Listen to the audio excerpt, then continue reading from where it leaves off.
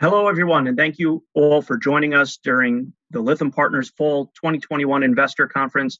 My name is Adam Lowensteiner, Vice President at Lytham Partners.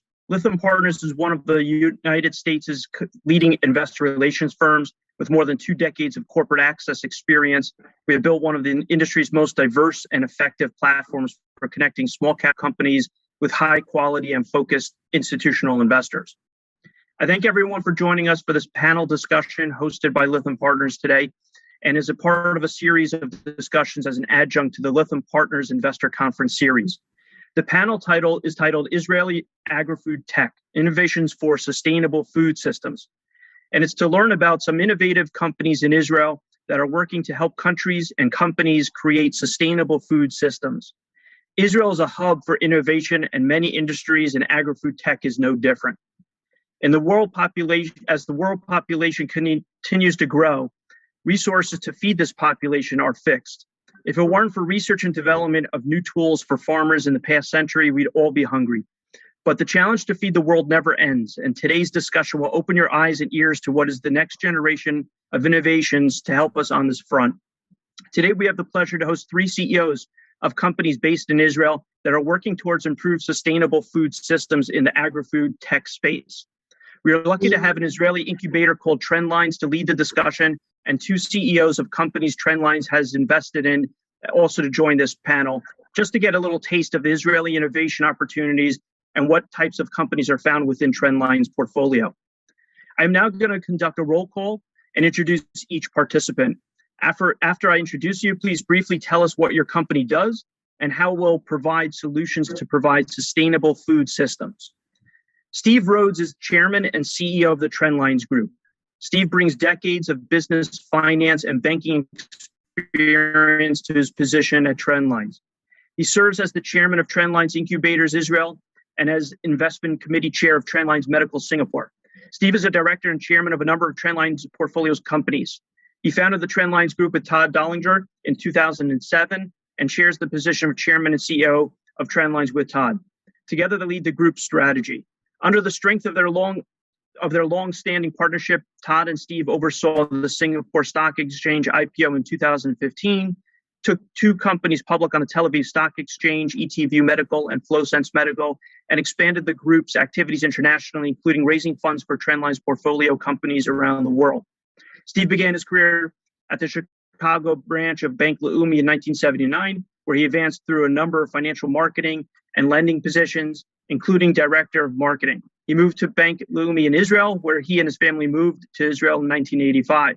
Steve rose to the position of deputy manager of Bank Leumi's international division. Steve received his MBA from the University of Chicago and BA from Harvard University. He is also a CPA in the state of Illinois.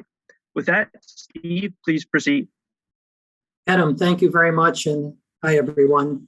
As we said, the Trendlines Group is a company whose mission is to establish and build companies that will improve the human condition. And as a result of that, one of our most important investment areas is the agri-food technology space. We first started investing in the agri-food tech sector in 2011, long before it became a mainstream investment sector.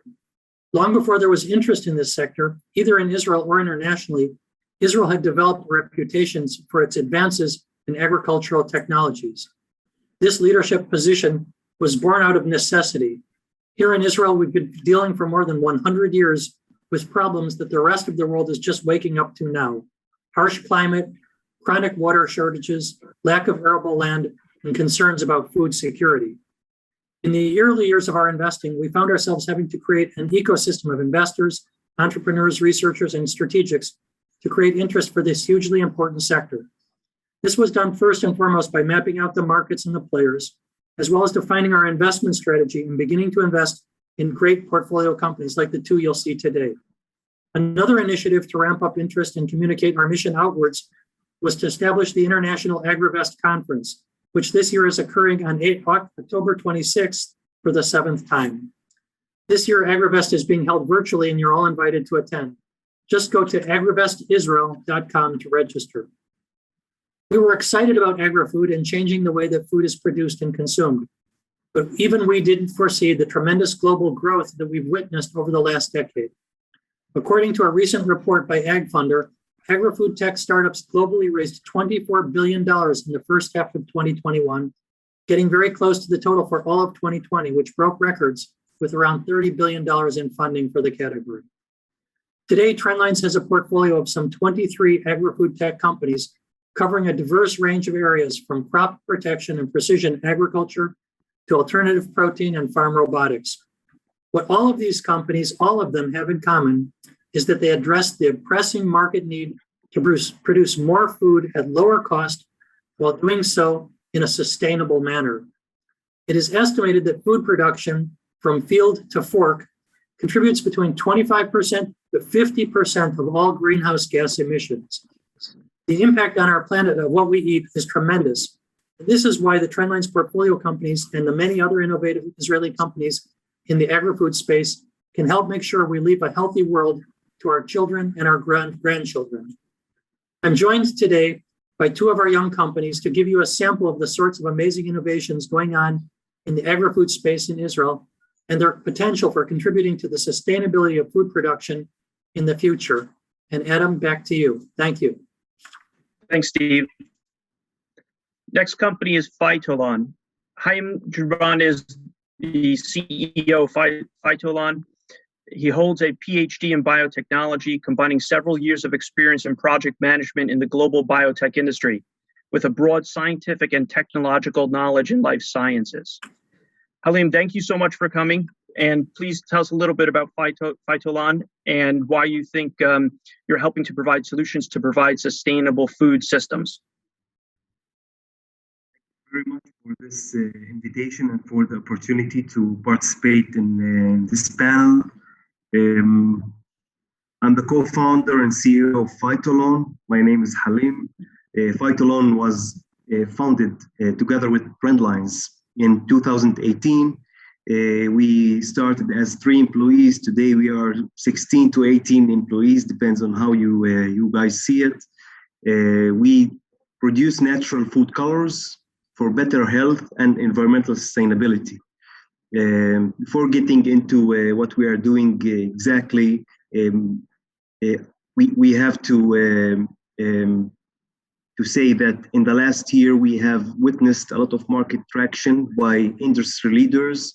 We have completed a 5.8 raise since the company was founded. We have some progress in terms of regulation and in terms of product development. So what do? We produce natural food colors. Natural colors are produced today through agriculture. We try to save agriculture and produce natural and healthy colors through fermentation, through a sustainable technology, and resulting in a high quality products in natural and healthy colors that also harbor cost efficiency, but most importantly, offering a sustainable technology. Like I said, replacing agriculture with fermentation. This is how our colors look like in real time in the food. Our colors are compatible with multiple food categories. The markets, as you can imagine, the food market is a huge market. Our end products are estimated at a 6 trillion market. The colorants themselves have a market share of about $11 billion in the food, cosmetics, and textile industries. Following the progress that we have made in terms of product development, we have finalized pilot projects with industry leaders, now in discussions for long-term strategic partnerships with these leaders. We are raising $10 million as a round A that will take us to the market and will bring us even to break even and to expand our offering to different markets and different regions around the world towards product launch at 2023. Our company, as I said, is located here in the north of Israel, co-founded also by Trendlines. We have an R&D team, operations, and consultants.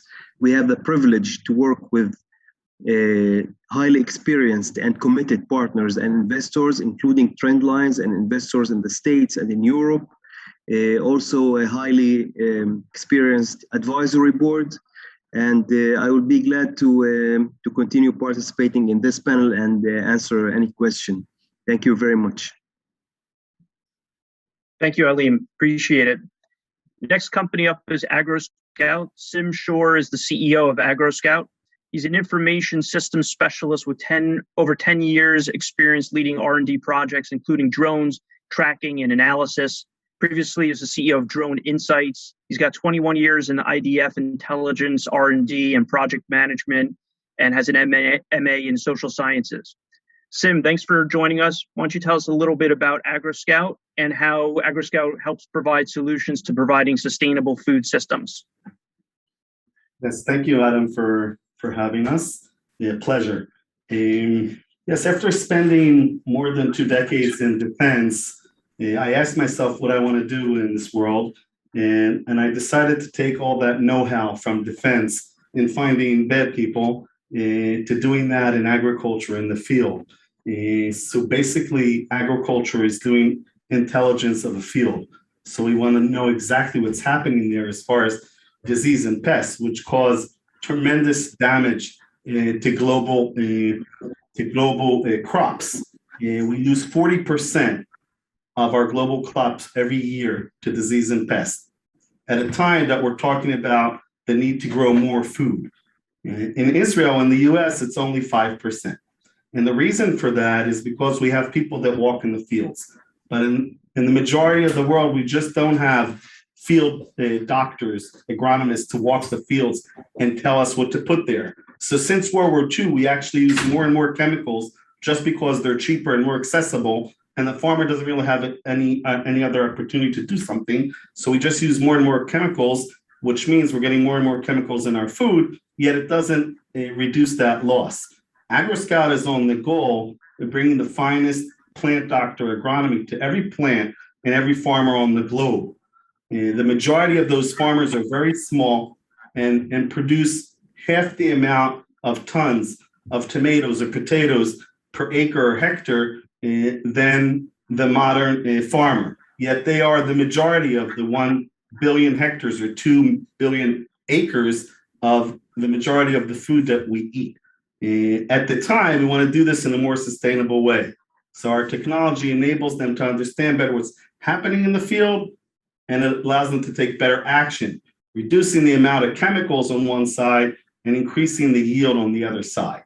The way we're able to do this is we empower them to collect data via their smartphone or a small commercial drone that you can buy on Amazon. And we've combined the capabilities that we get from satellites, which give us global coverage to some of the major problems in field crops, irrigation, and fertilizer. The issues that we deal with, and you can see, looking at disease and pests, they're very, very small things, and these fields are very big. If you don't get this on time, you'll spend endless chemicals and money on that field, yet get less yield. The core of what we do is data analytics. We look at the data that our users and customers are uploading to the cloud, and we look at that with artificial intelligence. We make sense of that, and then we send a report to that farmer, and he's able to take action in a better way than he could before. At the time that we're doing this and giving those tools to the farmers and agro-retailers to collect data and to analyze it and to get recommendations from us, we're building a tremendous database, which now becomes relevant to other players like government and enterprises that are looking at the ecosystem in all of Washington and all of the United States, all of the corn, all of the potatoes in Mexico, and how do we impact that, even if not in that specific field. We work globally today. Again, it's a SaaS solution, so anyone, anywhere, anytime can participate in this process.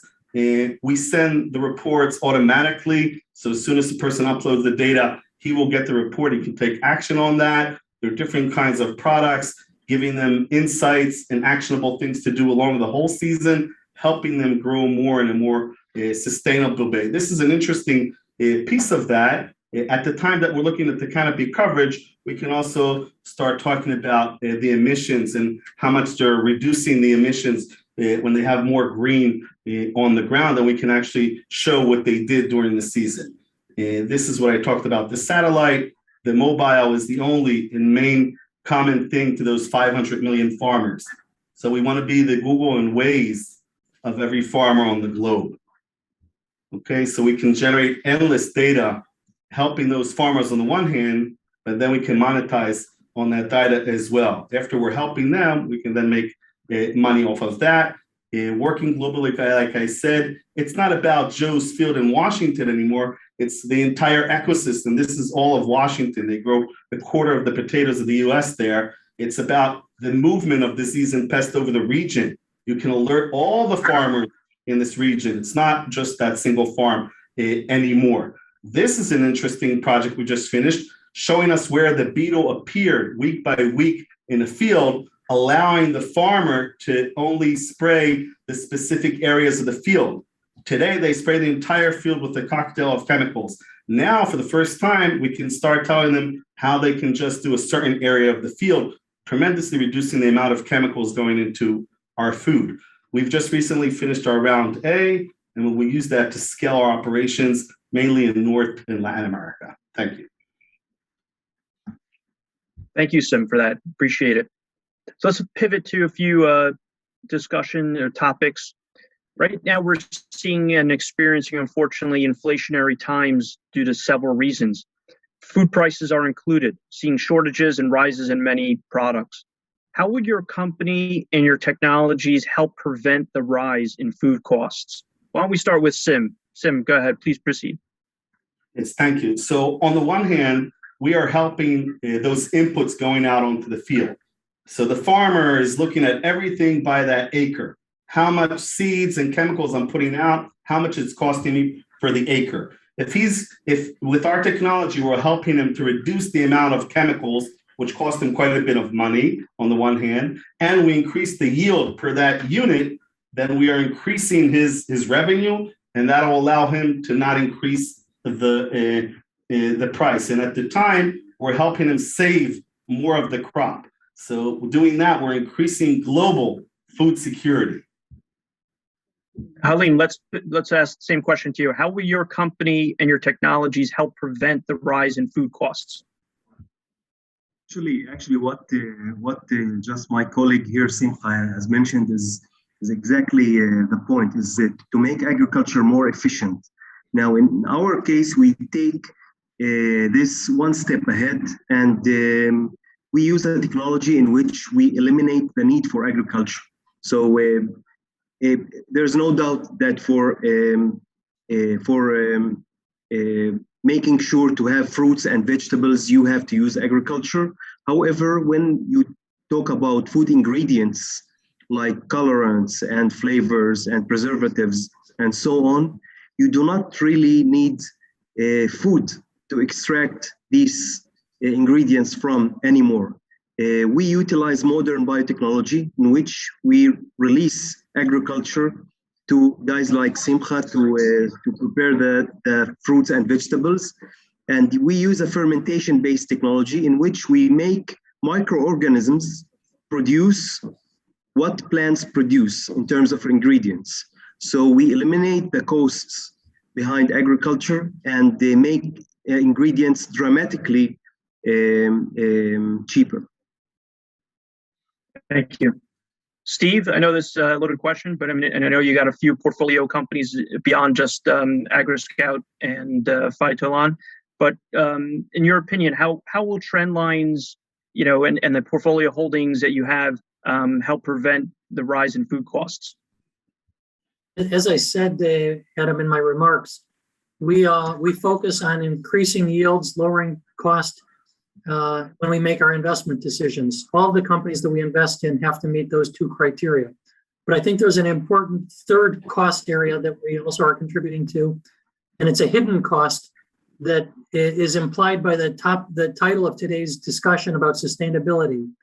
The cost of agriculture or the contribution of modern agriculture to global warming is unbelievable. And that global warming is costing the world billions and billions of dollars today through all of the catastrophic events that we're seeing, and it's going to get worse as we go forward. We have droughts in California, the wildfires in California and Greece, hurricanes of never before seen orders of magnitude, these problems are going to get worse, and the cost to society is going to go up and up unless we can produce our food in a more sustainable manner. So not only do companies we invest in have to lower cost and increase productivity, but they also have to in some way reduce the environmental footprint of modern agriculture. So one of the causes of the recent inflationary times is due to shortages of labor. I mean, this might be an easy question for Sim, but and we'll start with Sim as well. Please discuss how your company can help with regards to the shortages of labor. The main process that we're enabling our users to do is to collect data. This data is done today, people walking the field. There are not enough people with the professionality to do this.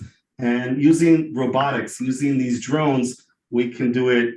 One person can do 10 times or a few times more than a person trying to walk the field. And once we capture the data, we analyze it in the cloud. It's not endless people looking at it. So we can do the best practice in agronomy.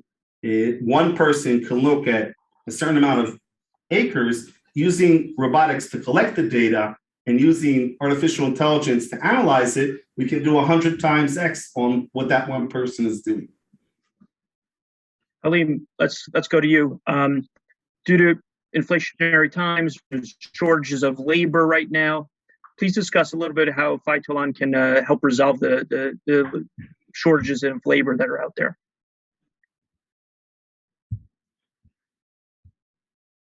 Food colors as a representation for food ingredients. Food colors today are basically plant extracts. So you have to plant, to use agriculture and to take the either the beetroot or the cactus fruit or the carrots and extract colors from them. So agriculture and extraction steps require a lot of labor. In our case, actually it's very simple because we replace agriculture with fermentation. So fermentation depends on bioreactors that are present in normal factories and plants. So instead of using hectares and acres of land, all you have to do is just push a button and make the fermenter work, 2 or 3 machines. So obviously the labor here is reduced dramatically as well. And this is how we relate to this. And Steve, how is Trendlines helping with regards to shortages of labor? How is you contributing to that? Well, you've heard how AgroScout and Phytolon are contributing. We have many other companies, as they're increasing productivity, are lowering labor costs and the need for labor. We have robotics companies doing robotic harvesting, doing robotic milking. We have a company that has a maintenance-free IoT solution for precision agriculture, so you don't need to send people out into the field to replace batteries and to replace systems periodically. I would say that almost all of our companies, in one way or another, as they increase efficiency and productivity, are lowering labor costs. So eating healthier foods is also utmost importance for countries and its citizens. We can help lower healthcare costs in the long run by eating healthier. Growing better crops or sourcing better foods can help. Is this an area of importance to your company and its customers? And I'll pose that first to Halim. Not a secret that the global trend now is going natural, and especially in terms of food ingredients. Now, specifically speaking about food colors has been a scary word recently because most of the food colors until a few years ago were synthetic and were chemicals that hold a lot of health concerns, especially to children, also to adults. And the need to replace the synthetic colors with natural ones causes a problem for the food industry, because the natural colors that are offered today to the industry are not so strong as the synthetic colors and not so cheap. So this is actually the major point behind co-founding and founding Phytolon, our company. We introduce natural colors and healthy colors to replace the synthetic ones, but to maintain the quality and cost efficiency, or to be as close as we can to the synthetic colors in terms of quality and cost efficiency. And at the same time, offering a sustainable and healthy solution to the consumer and to the industry. Sim, I'll pass it off to you. Healthier foods, growing better crops. I know you mentioned that a little bit. Is this an area of importance to you and your company and its customers? Yes, of course. I think the major challenge for us, on the one hand, to grow more, but on the other hand, to dramatically disrupt and reduce the chemical inputs on our food. And the way to do that is twice. One is to bring precision to what is happening in the field. And instead of just putting out a cocktail of chemicals, which would happen to the majority of our fields in the world today, to put out the precise and relevant chemicals that need to go out to the specific problems in the field.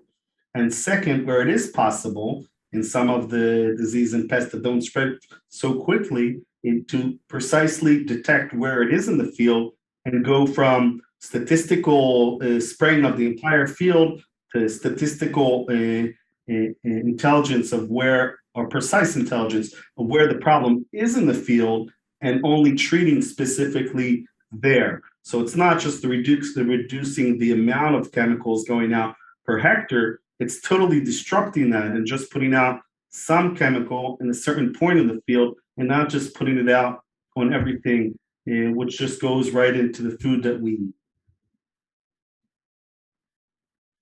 And Steve, eating healthier foods, producing better, healthier foods. Is this an area of importance to Trendlines and Trendlines customers?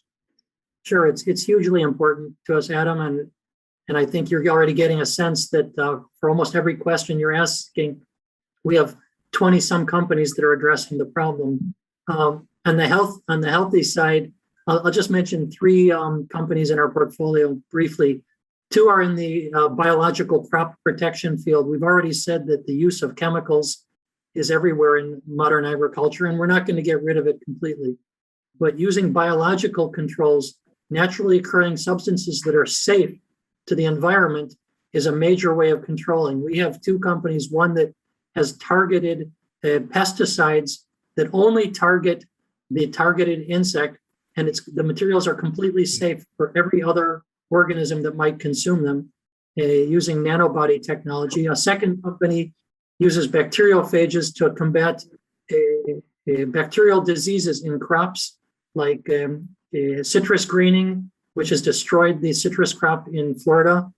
So if we can use these biological controls, it's a much healthier, much safer approach. A third company, completely different, is a company that's producing an alternative protein source. We have a protein powder that's 72% protein, contains all of the essential amino acids, contains omega-3s and 6s and many other trace nutrients, highly nutritious, very low cholesterol. And the product, believe it or not, is derived from grasshoppers. It's not only a healthier source of protein, but it's a much higher sustainability from a sustainability perspective, using a lot less water, a lot less feed, fewer resources, highly nutritious, and a wonderful source of protein. And that's a company called Hargol. So yeah, nutrition and health is very important to us. Great. We're coming towards the end of our panel discussion here. I'm going to wrap it up and go around the horn here. In your opinion, why should investors care about Israel and agritech? And if there's any other parting words that you'd like the audience to know that we haven't covered about your company, feel free to add that. So why don't we go to Halim? I'm sure that Steve and Simcha has a lot to say about the ecosystem in Israel. Coming from the academy mainly, and having also experience in the industry, I would say that the level of innovation in Israel is actually unprecedented. I mean, I've been working in Israel and abroad in many institutes and companies around the world also. And I mean, I'm a bit biased, but I'm trying really to say what I feel. That the level of innovation here is amazing. Sim, we'll pass it off to you to conclude your remarks. In your opinion, why should investors care about Israel and ag tech, and any other parting words that you'd like to share? I think when we look at the Israeli agriculture, we've seen over the last 50 years some of the greatest improvements and contribution to global agriculture. I think combining that with Startup Nation that Halim started to talk about, when you look now what's happening in ag tech, combining the best of agriculture that Israel has in research and in the academia and also in the business world, combining that with the elements of Startup Nation together, we're seeing now a tremendous ag tech community being built and already bringing some of the things that we spoke about here and other things as well. And I think if anyone understands the importance of global food security and where we're going, and we've talked a lot about sustainability of these things, and we also see that the global processors and chemical companies and ag companies are looking already and working with us. I think it's relevant for investment on the global scale to come here, and they're coming, but they're welcome to come more. And with that, I'll just thank you for having me and letting us be part of this great opportunity. Thank you. And Steve, why don't you conclude and let everyone know why investors should care about Israel and agri-tech, and probably how they can partake in being an investor as well. Sure. Agri-food is an enormous market. If you think about it, food is the only product in the world that's consumed by 100% of consumers everywhere. No one doesn't eat. At the same time, we face tremendous challenges. Israel's been at the forefront, Israel and Trendlines, for that matter, have been at the forefront of addressing these almost existential challenges for many years. Only through innovation will we be able to transform the food system to one that is sustainable while also having the capacity to feed the world. I'd like to invite everyone to learn more about Trendlines and our portfolio companies by visiting our website, trendlines.com, and also by joining us for this year's AgriVest event on October 26th.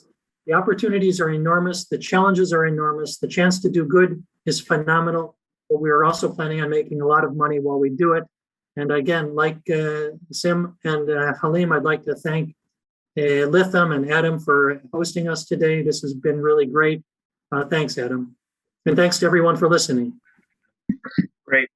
Thank you, Steve. Thank you, Sim. Thank you, Halim. Appreciate it. And we have a few more presentations come up later in the day. For more information, feel free to go to www.lythampartners.com. And with that, we'll conclude. Thank you. Thanks. Thank you.